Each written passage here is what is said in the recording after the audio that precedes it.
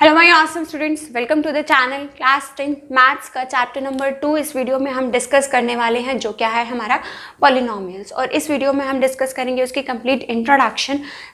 ये सारा कुछ जो है वो हम कवर अप करेंगे अपने न्यू सिलेबस के अकॉर्डिंग, अपनी न्यू बुक के अकॉर्डिंग। ठीक है जी।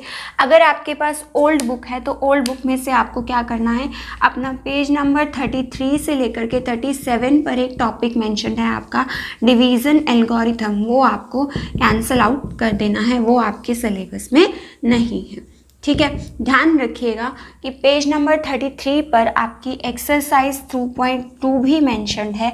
वो आपको अपने सिलेबस से कट नहीं करनी है, वो आपको अपने सिलेबस में इंक्लूड करनी है, ये हमको कवर अप करनी है। पहले एक्सरसाइज मेंशन है, उसके बाद आपका डिवीजन एल्गोरिथम है।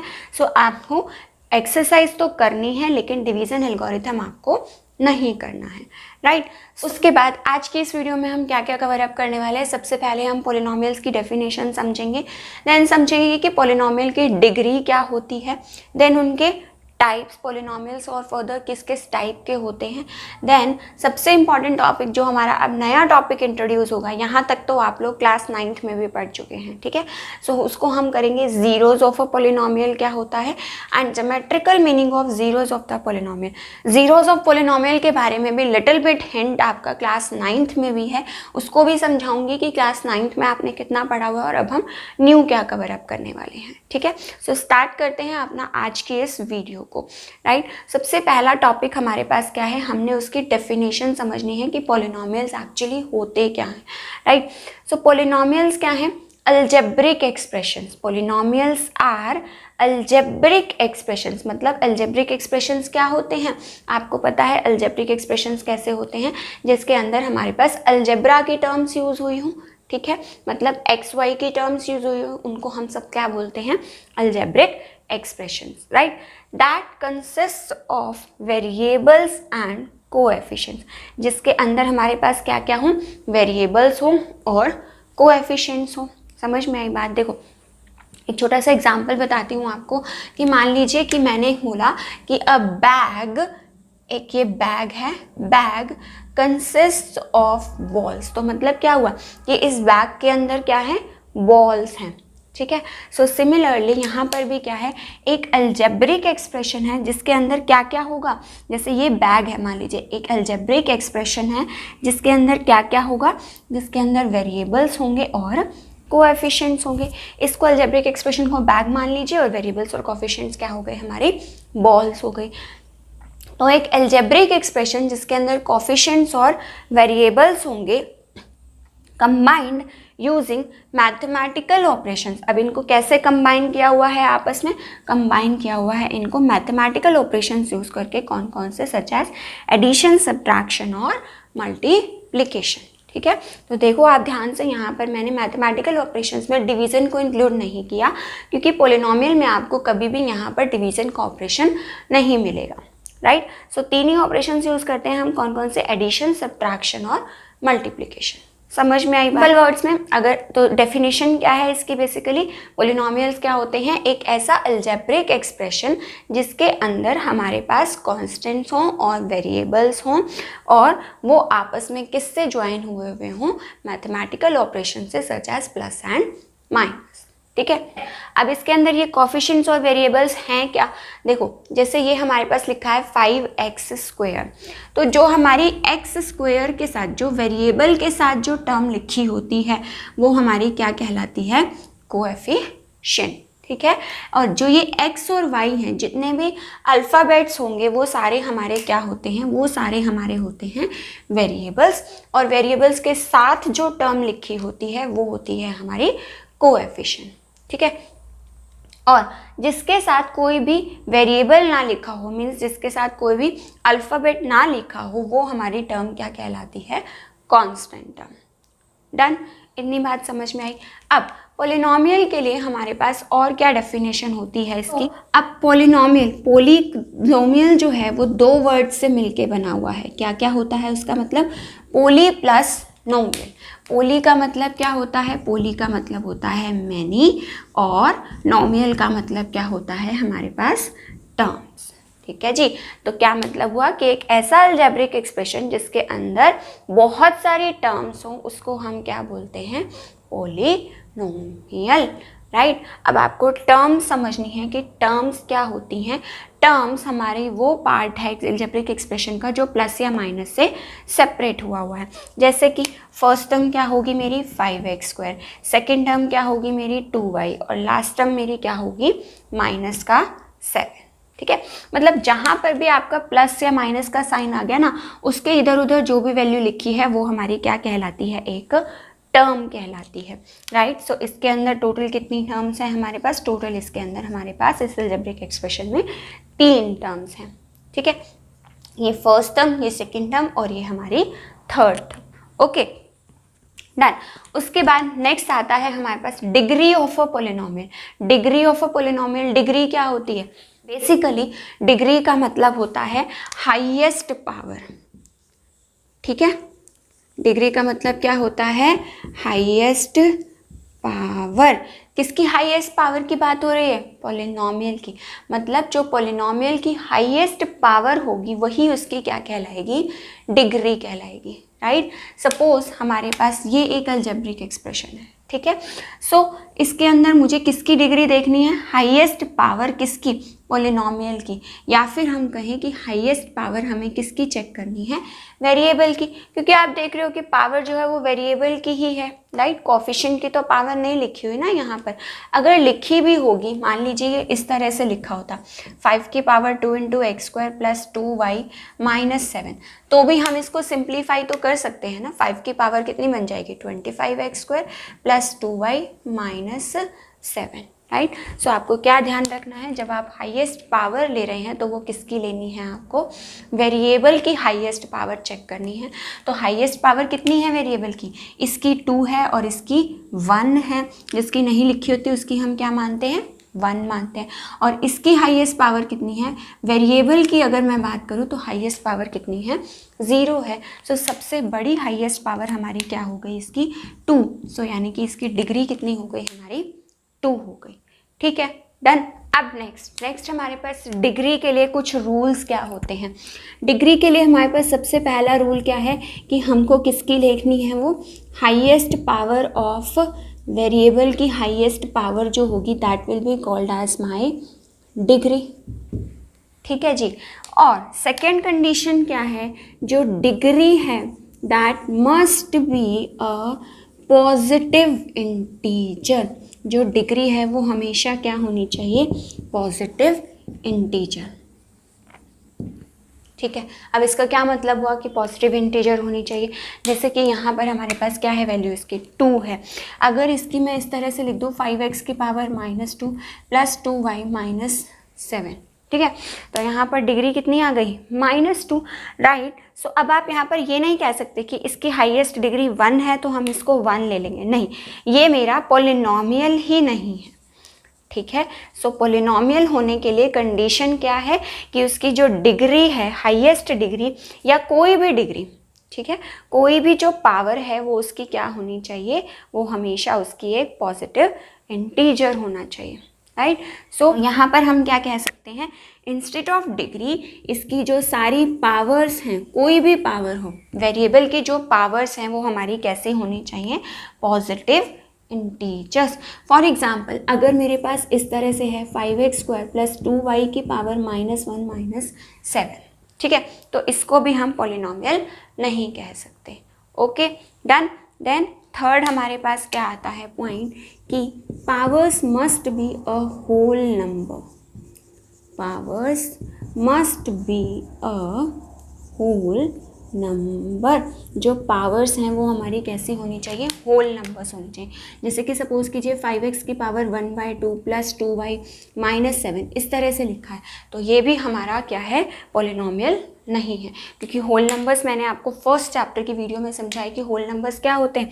होल नंबर्स हमारे 0, 1, 2, 3 जो नंबर्स हम काउंटिंग पर्पस के लिए यूज़ करते हैं ज़ीरो के साथ, जैसे काउंटिंग पर्पज़ के लिए जो यूज़ करते हैं उनको तो हम नेचुरल नंबर्स बोलते हैं, साथ में अगर ज़ीरो भी इंक्लूड कर दे तो वो हमारे क्या कहलाते हैं, होल नंबर्स। मतलब ये नंबर्स हमारे कैसे होने चाहिए, होल नंबर्स होनी चाहिए पावर, तभी हम उसको क्या कह सकते हैं कि वो हमारा क्या है, एक polynomial, and then only we can find out the degree of the polynomial, right, done. अब डिग्री के ऊपर बेस्ड हमारे पास पॉलिनोमियल्स के टाइप्स कौन कौन से हैं। डिग्री पर बेस्ड हमारे पास पॉलिनोमियल के टोटल 3 टाइप्स के पॉलिनोमियल्स होते हैं। सबसे पहला पॉलिनोमियल हमारे पास क्या है, लीनियर पॉलिनोमियल, ठीक है। देन आता है हमारे पास क्वाड्रेटिक पॉलिनोमियल, देन आता है हमारे पास क्यूबिक पॉलिनोमियल। ये छोटे छोटे टॉपिक्स हैं जो आप लोगों ने पहले से पढ़े हुए हैं, राइट। लीनियर पॉलिनोमियल में क्या होगा कि जो वेरिएबल की हाईएस्ट डिग्री होगी वो कितनी होगी, हमारी 1 होगी, ठीक है। क्लास 9th में आप लोगों ने ये चीज़ पढ़ी हुई है। पॉलिनोमियल की अगर वेरिएबल की अगर हाईएस्ट डिग्री हमारी 1 है तो ऐसे पॉलिनोमियल को हम क्या बोलते हैं, लीनियर पॉलिनोमियल, राइट। देन उसके बाद अगर हमारे पास किसी भी पॉलिनोमियल की हाईएस्ट डिग्री जो है वो क्या है, 2 है, सो उसको हम क्या बोलते हैं, हम बोलते हैं उसको क्वाड्रेटिक पॉलिनोमियल, राइट। ऐसे ही क्यूबिक पॉलिनोमियल क्या हो जाएगा, जिसके अंदर हाईएस्ट डिग्री हमारी 3 हो जाएगी, that will be called as my cubic polynomial, ठीक है। तो ज़्यादा डीप में अंडरस्टैंड करने की ज़रूरत नहीं है टॉपिक्स को, बस आपको यही पता होना चाहिए। देखो हमें सिर्फ हाईएस्ट डिग्री से मतलब है, राइट। हमें इस चीज़ से मतलब नहीं है कि इसके बाद जो नेक्स्ट टर्म आनी चाहिए वो हमारी इसकी पावर 2x की पावर 2 भी होनी चाहिए, मतलब x की पावर 2 की टर्म अगर मिसिंग भी है तो भी हमें कोई फ़र्क नहीं पड़ता, हमारा पॉलिनोमियल कैसा रहेगा, क्यूबिक पॉलिनोमियल रहेगा, ठीक है। सो हमारे पास बेसिकली क्यूबिक पॉलिनोमियल होने के लिए कंडीशन क्या है, कंडीशन है कि हमारे पास जो वेरिएबल की जो हाईएस्ट डिग्री है वो कितनी होनी चाहिए, 3 होनी चाहिए, डन। नेक्स्ट बढ़ते हैं अपने नेक्स्ट टॉपिक पर, जो कि क्या है, zeros of a polynomial. So next हमारे पास क्या है, जीरोज ऑफ अ पॉलिनोमियल, ठीक है। इस चीज़ को हम 2 मेथड से समझेंगे कि जीरोज हमारे पास क्या होते हैं पॉलिनोमियल के, राइट। देखो सबसे पहली चीज़ कि सपोज मेरे पास कोई भी एक पॉलिनोमियल है, p of x is equal to 2x square plus 5x minus 7, ठीक है। ये एक पॉलिनोमियल है, राइट। इसके अंदर ये मेरी फर्स्ट टर्म है, देन 5x हमारी सेकेंड टर्म है, और 7 जो है वो हमारी क्या है, थर्ड टर्म है, ठीक है। ये समझ में आ गया आपको कि प्लस और माइनस से जो सेपरेट होंगी उसको हम बोलते हैं टर्म्स बोलते हैं, राइट। अब सपोज करो कि मैं जो है x की वैल्यू, पॉलिनोमियल की वैल्यू निकालना चाह रही हूँ at x is equal to 1। कुछ याद आया, आपने इस टाइप के क्वेश्चंस क्लास 9th में किए हुए हैं कि मतलब हम x की जगह पर क्या पुट करेंगे, x की जगह पर हम पुट करेंगे वैल्यू 1, राइट। सो जो भी हमारे पास आंसर आएगा यहाँ से 2 + 5 7, 7 - 7 आंसर कितना आ गया हमारे पास, 0 आ गया। इसी तरह से अगर हम at x is equal to 2 इसकी वैल्यू निकालें पॉलिनोमियल की, सो हम क्या करते हैं, x की जगह पर वैल्यू क्या पुट करते हैं, x की जगह पे हम वैल्यू पुट करते हैं 2 पुट करते हैं, जो भी हमारे पास आंसर आएगा। Similarly at x is equal to k की जगह पर हम x की जगह पे हम जो भी वैल्यू पुट करेंगे k, सो 2 × k की power 2 plus 5 × k minus 7, this is equal to जो भी आंसर आएगा हमारे पास। ऐसे ही अगर हम at x is equal to 0 इसकी वैल्यू निकालें तो यानी कि x की वैल्यू जब 0 होगी, सो 0 की power 2 plus 5x minus 7, this is equal to जो भी आंसर आएगा हमारे पास। सपोज ये आंसर कितना आया, यहाँ पर सॉरी x की जगह पे हमने क्या पुट करनी थी, वैल्यू 0 पुट करनी थी, सो आंसर कितना आएगा, 0 + 0 0 माइनस 7, सो आंसर कितना आ गया हमारे पास यहाँ पे -7, ठीक है। सो बेसिकली हमारे पास जीरोस का क्या मतलब है, पॉलिनोमियल की 0, मतलब इस पॉलिनोमियल की 0 कब बनेगी, x की ऐसी कौन सी वैल्यू कि जब ये पॉलिनोमियल क्या बन जाएगा, 0 बन जाएगा, that is called as my zeros of a polynomial. नाम से समझने की कोशिश करो क्या लिखा है, इसका हिंदी मीनिंग क्या होगा, पॉलिनोमियल की 0, है ना, राइट। पोलिनोमियल की ज़ीरो, राइट। मतलब पोलिनोमियल की ज़ीरो मतलब ये जो पोलिनोमियल है ये ज़ीरो कब बनेगा, जब हम x की ऐसी कौन सी वैल्यू पुट करें। देखो अलग अलग x की वैल्यूज़ पुट की मैंने। पोलिनोमियल ज़ीरो कब बना मेरा, at x is equal to 1। तो इस पोलिनोमियल की जो ज़ीरोज़ है वो क्या हो जाएगी, x इज इक्वल टू 1। मतलब x इज इक्वल टू 1 पर जो है ये पोलिनोमियल मेरा क्या बन चुका है, ज़ीरो बन चुका है। डन। ये पार्ट आप लोगों ने क्लास 9th में भी सीखा हुआ है, ठीक है जी। अब x की ऐसी कौन सी वैल्यू जिसके लिए पोलिनोमियल ज़ीरो बन जाए, ठीक। क्रैम करने की भी आपको ज़रूरत नहीं है, सिंपल नाम से अगर आप जाएंगे पोलिनोमियल की ज़ीरो मतलब पोलिनोमियल की ज़ीरो। पोलिनोमियल कब ज़ीरो होगा, जब x की हम अलग अलग वैल्यूज़ पुट कर रहे हैं, उसमें से ऐसी x की कौन सी वैल्यू है जिसके लिए ये पोलिनोमियल मेरा ज़ीरो बन चुका है, right. Simple definition zeros of a polynomial की। उसके बाद अगर हम बात करें कि जब भी हम पोलिनोमियल को प्लॉट करते हैं, ठीक है, आप लोगों ने क्लास 9th में पढ़ा हुआ है कि कोई भी अगर हमें एक लीनियर इक्वेशन दी होती है y is equal to ax plus B, तो उसको हम ग्राफ पर कैसे प्लॉट करते हैं, राइट। सपोज हमें कोई एक लीनियर इक्वेशन दी है y is equal to 3x plus 4, ठीक है। तो आप क्या करते थे 9th क्लास में, इसकी टेबुलर फॉर्म बना करके यहाँ पर एंड x एंड y, तो x की वैल्यू एक बार x की वैल्यू 0 पुट करते हैं। अगर x की वैल्यू 0 है तो y की वैल्यू कितनी आ जाएगी, यहाँ से 4 आ जाएगी। इसी तरह से अगर y की वैल्यू 0 है तो क्या आ जाएगा, 0 is equal to 3x plus 4। ये 4 इधर आकर के राइट हैंड साइड पर आकर के किसका हो जाएगा, माइनस का, क्योंकि यहाँ पर ये प्लस में है, ठीक है। और ये 3 इसके साथ मल्टीप्लाई हो रहा है x के साथ, तो नीचे आकर के किसका हो जाएगा, डिवाइड में। सो यानी कि अगर y की वैल्यू 0 पुट की तो आंसर कितना आया, माइनस का 4/3। और इस तरह से जो है आप इसकी एक लाइन प्लॉट करते थे। मीन्स x की वैल्यू 0 है और y 4 है, कोऑर्डिनेट कहाँ होगा, यहाँ पर होगा, ठीक है, 0,4। इसी तरह से अब जो ये वाला कोऑर्डिनेट है कि x की वैल्यू -4/3 और y की वैल्यू कितनी है, 0 है। अब -4/3 कितना होता है, अराउंड -4/3। 4/3 कितना होता है, अराउंड ये होगा आपका 1.33, ठीक है। माइनस का 1.33 सपोज यहाँ पर है, माइनस का 1.33, राइट। सो इन दोनों पॉइंट्स को जब आप प्लॉट करोगे तो आपको क्या मिलता है, एक स्ट्रेट लाइन मिलती है, ठीक है। तो जब हम लीनियर इक्वेशन को प्लॉट करते हैं ग्राफ पे तो हमें क्या मिलती है, एक स्ट्रेट लाइन मिलती है। इसी तरह से आपकी एनसीईआरटी की बुक में मेंशन्ड है कि जब हम किसी क्वाड्रेटिक पॉलिनोमियल को, देखो अब हम कौन सा पॉलिनोमियल पढ़ रहे हैं इस चैप्टर में, इस चैप्टर में आप पूरा जो डील करेंगे वो कौन से पॉलिनोमियल से डील करेंगे, क्वाड्रेटिक पॉलिनोमियल से। क्वाड्रेटिक पॉलिनोमियल कैसे पता चलते हैं, जिसकी हाईएस्ट डिग्री क्या हो, हाईएस्ट डिग्री हमारी 2 हो। तो इस पूरे चैप्टर में हम डील करने वाले हैं क्वाड्रेटिक पॉलिनोमियल से, ठीक है। लीनियर हम क्लास 9th में पढ़ चुके हैं और क्यूबिक हमारे सिलेबस का पार्ट अभी नहीं है। सो जब हम क्वाड्रेटिक पॉलिनोमियल को प्लॉट करते हैं इसी तरह से पॉइंट सेलेक्ट करके, तो हमें क्या मिलता है, एक पैराबोला की शेप मिलती है, या तो पैराबोला अपवर्ड डायरेक्शन में या फिर पैराबोला डाउनवर्ड डायरेक्शन में, राइट। सो अब एक्चुअली ज़ीरोज़, हमारा मोटिव क्या है, ज़ीरोज़ निकालना पॉलिनोमियल की। तो बेसिकली कॉन्सेप्ट क्या है, कॉन्सेप्ट डेफिनेशन मैंने आपको क्या समझाई कि पॉलिनोमियल की वैल्यू 0 कब होगी, ठीक है।